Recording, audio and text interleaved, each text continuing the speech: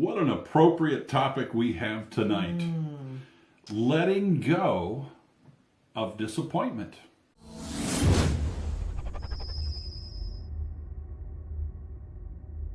So how many, raise your hand, how many have been disappointed? Yep, we all are. It's kind of the human condition, isn't it, Otto? It is. Because we get something in our minds and we think that it should go a certain way, and darned if it goes another way. This can be relationships, career, anything. Yeah, anything. What you hope for your kids, what you want for your kids. Oh, yeah. That's a big one. So many parts of our life, we have these... Expectations. That's a good word. I didn't mean to take a word out of your mouth, but... That's a good word. Yeah. Well, we have expectations, but... Hopes, dreams. Desires. Desires. That it go a certain way. And we have a story that if it doesn't go a certain way, that our life won't be okay. That's sure the bugaboo, isn't it? That holds those disappointments, and we carry them. Like somebody didn't react in a certain way and we get disappointed, or whatever it is, we didn't get a promotion, or we got a promotion and then it was taken away from us, or whatever. Yeah. There is that letdown. And what we do as humans is go over and over and over and over it, right? A lot of times. Yeah. Yeah, not always, but a lot of times. Yeah. But what we do when you're this thing you're talking about, which is going over it and over and over it, is we're replaying the hurt, we're replaying the disappointment, we're replaying the loss. Yeah, the loss. So that the loss is such a big thing of that disappointment, of we've got such an idea of, if this thing doesn't happen that I want to happen, then there's going to be this loss. This, in many ways, and I'm not just talking about relationship here, but it's outright heartbreak. Sure it is. It's any time that you are emotionally invested in wanting things, desiring things, almost wanting to will things to be a certain way, and they're not. That disappointment that comes up can be just devastating. Yeah, it is for all of us. Yeah. And so what do you do with that disappointment? That is the question that we're talking about tonight. Yeah, and we said letting go, but that's not really what happens, is it? Well, in a way it is, because if disappointment is a problem, we are holding on to it. And the letting go that we're alluding to in the topic for this conversation, the letting go could very easily be said as allowing what is to be, but it's deeper than that. Right, and in saying that letting go isn't exactly what it is, I was thinking that, that we can't just turn a switch oftentimes and say, okay, I'm not going to think about this anymore. I'm going to look to the future and to whatever is or whatever is. I'm going to change my thinking. And it's not quite that, is it? Well, I don't see it as changing your thinking. I certainly don't. But the letting go of disappointment, I do see that part of the thing about disappointment that makes it such a big issue is how big of a deal it is emotionally. Oh, yeah. Is and most people don't realize this, but when there's a lot of emotion coming up, what's really going on, really what the only thing that's going on is you have intense thinking about something. That something should be a certain way or shouldn't be a certain way. Yeah. So the disappointment could be either way. It could be your intense attachment and desire to the idea that something should be one way or it shouldn't be that way. And anytime that you're really holding tight to that thing, you really are setting yourself up for really living with this disappointment. And as I tune into some things that have been going on in our world this week. Yeah, I was going to say, this week has been a roller coaster of disappointment. Yeah, something that I have thought for many months that would be a really good thing for me in my world. So the last 2 to 3 weeks, oh yes, this thing's really going to happen. It's really good. After all this time, it's going to happen. Yay. Oh, wait. Oh. It's not going to happen. Oh, wait. Whoa, Yes, whoa, yeah. it's going to happen again. Oh, for God's sake, it's not going to happen. What oh, yes, there's a possibility. No, there's no possibility. No, it's done. So in all this, both of us, and especially Otto, has had fluctuations of emotion. I mean, pretty widespread emotion. And what have you done without emotion, Otto? Nothing. Nothing. And what I mean by nothing is when the emotion and the pain of the disappointment comes up, I allow it to come up and I don't try to change it. I don't try to fix it. I don't try to turn it into something else. I don't try to pretend that it's not a big deal. Or that it's not there. Or that it's not there. Or any of the other thousands of things that people typically will do when there's big time disappointment.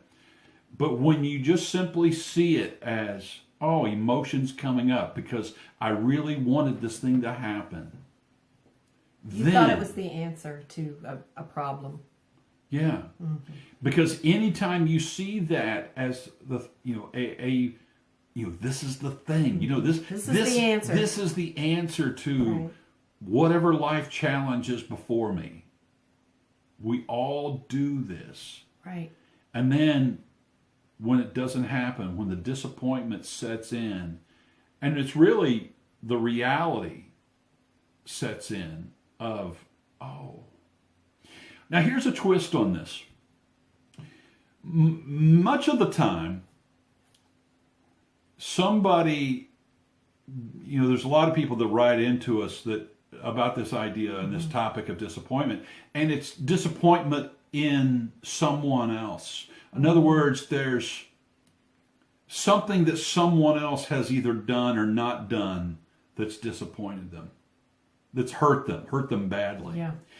But in this situation, and we're not going to go into the specific details of it because it's not important, but what happened was I was the one that made the decision that even though this thing that I thought was going to be just the perfect thing that was going to solve a lot of challenges for me and for us, I made the decision, oh, no, it's not right, based on the way that it had to be. So when I looked at everything that was involved, all the requirements, all of the commitments that would be required of it, it was the only answer I could give was, no, I can't do that. Even though this was the thing that for months I had been hoping would happen. And so sometimes the disappointment has nothing to do with somebody else, but to use a phrase that one of our teachers, Byron Katie, has used many, many, many hundreds of times, I'm sure, is that's just the way of it. That's just the way of it. And in this case, especially seeing that I was the one that made the decision, I was the one that made the call about this particular thing, and how the way it was set up, the way it was going to be, no, I couldn't say yes. So what if somebody else has disappointed you? What, I think we ought to talk about that a little bit, because that's what happens in a lot of cases, is that somebody is acting in a way that really disappoints you. Well, it really goes back to, so if you're talking about a disappointment, this is going to sound kind of harsh, but how does that disappointment affect your life? That's a question that I think most people would be well served to ask themselves. When someone else says or does something that disappoints them, how does this truly affect their life? So I can think of, like in my own case, when there have been situations where I wish that, as an example, my son would have chosen a different path in his life. And he's a really, really good person, and he's such a good person. And so as a parent, we think we have the answers. We think we do. And when somebody takes a totally different path than the way we think that their life would be better, then a lot of times there's disappointment there.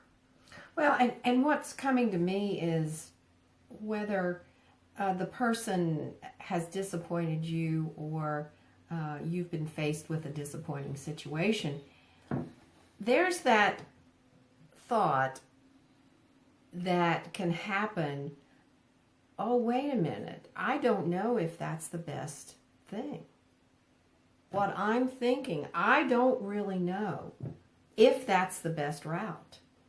That I'd be happier doing this, or that the other person would be happier doing that, or the other person should not have done that. We don't know.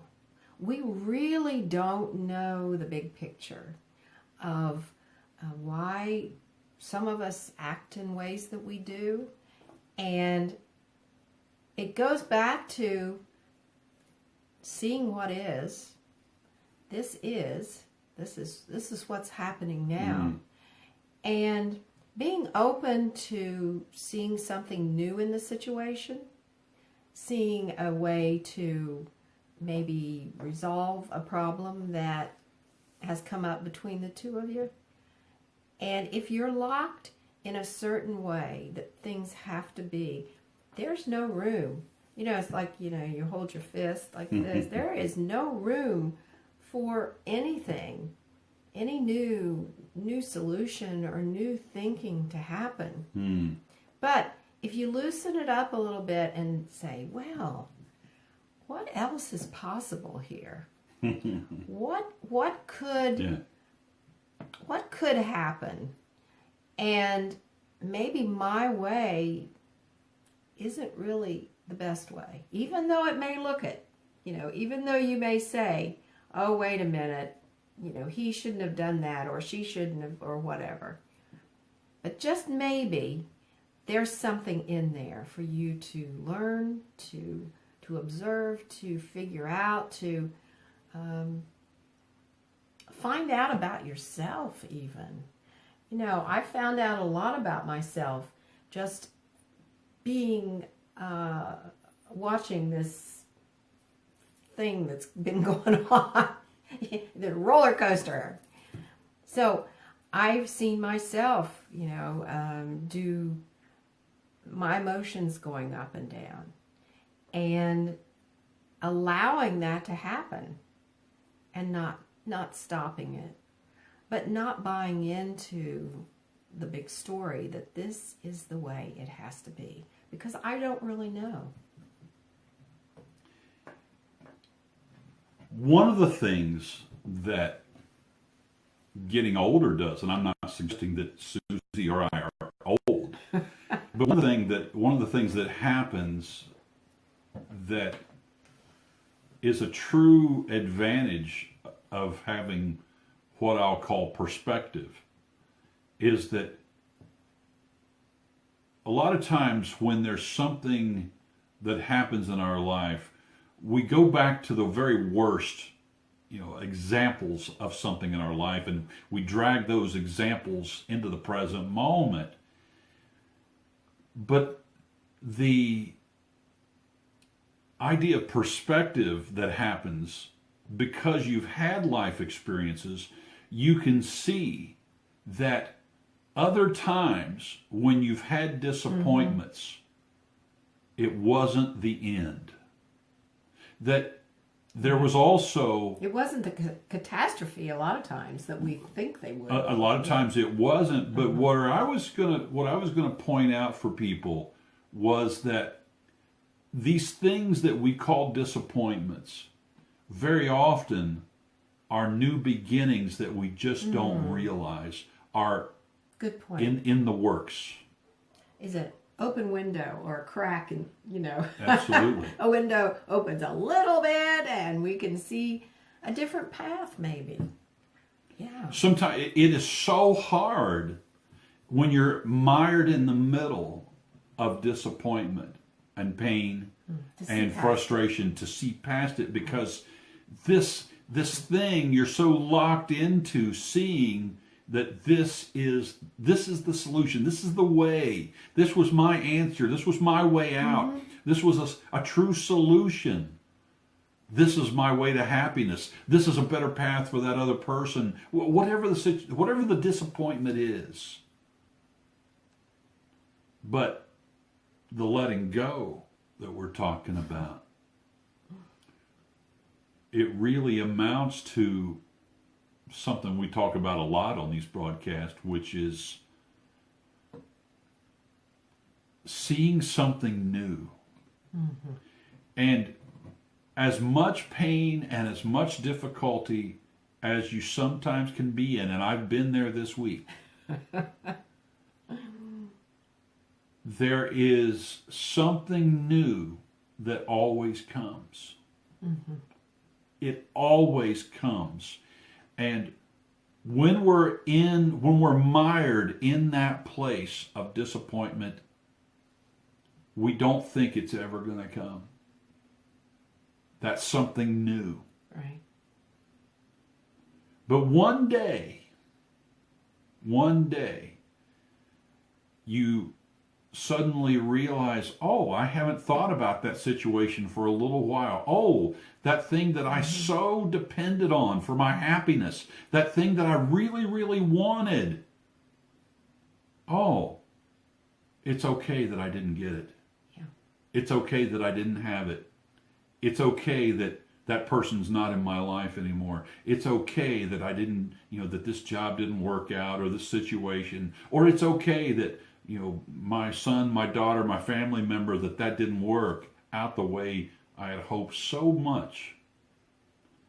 And then in that moment, you see, oh, something new has sprouted. Nice. Let's end there. It's very nice.